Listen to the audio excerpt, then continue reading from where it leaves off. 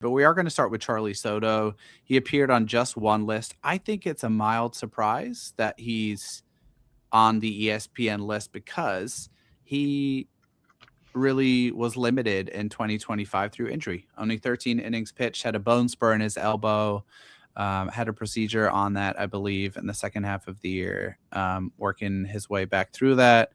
He looked phenomenal in the 13 innings that he pitched. However, at High A Cedar Rapids, 138 ERA, struck out 28% of hitters, walked just 7.5. All of that was better. Came in with a revamped arsenal, had 2 fastballs instead of 1. So a four-seamer that had been a little bit criticized for being a bit dead zone-y, had added a sinker, slider, changeup.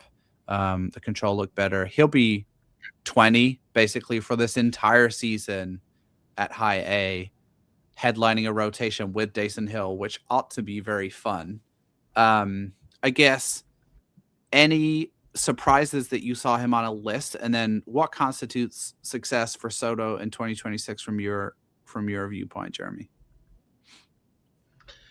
Yeah, I was very surprised because he wasn't really I mean, I think he was on one list last year, maybe Kylie's, It was, yeah.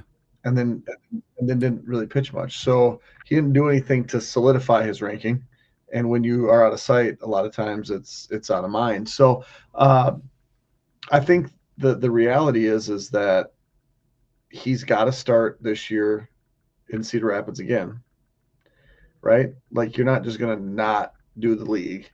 Mm-hmm. And what I'm looking for is health and be good enough at Cedar Rapids that you get to Wichita at some point. You don't necessarily have to be great at Wichita, but if you can get to Wichita at 20, we got a guy.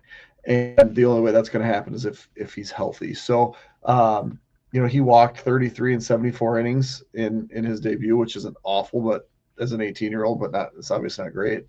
Yep. Walked 4 and 13 innings. So if he can strike guys out and not give free passes and just take the ball every 6 or 7 days, I think that's as successful as you could possibly get. Now, if he does more than that, great. And then that's the type of guy that's going to fly up the list. But what you want with pitchers, and it's going to sound like a broken record, just be healthy. Yep. And just make it to the next level. And then he could be, I mean, a top 75-ish guy, and even more. But yeah, 94, he wouldn't make my top 100, just out of fairness to the guys that played last year.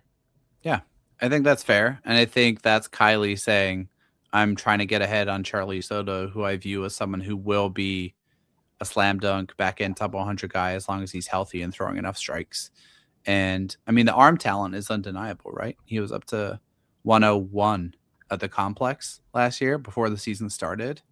I think if you are proximal to Cedar Rapids or Fort Myers for any part of the minor league season, you're in for a treat in terms of the pitching that you're going to see, because both of those rotations are going to be absolutely loaded with some of the funnest Twins prospects in the system. So